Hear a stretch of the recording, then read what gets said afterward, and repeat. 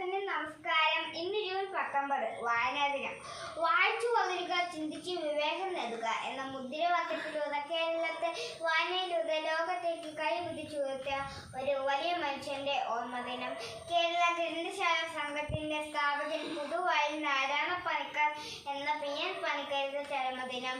ഇതാണ് നമ്മൾ വായനാ ദിനമായി ആചരിക്കുന്നത്. ഇത്രയും പറഞ്ഞുകൊണ്ട് എൻ്റെ വാക്കുകൾ നിർത്തുന്നു. നന്ദി, നമസ്കാരം, ജയ് ഹിന്ദ്. ഡാൻസ് കളിക്കടാ, ഡാൻസ് കളിക്കണം. ഫോട്ടോ കൂടെ എടുത്തു കൊടുക്കാം.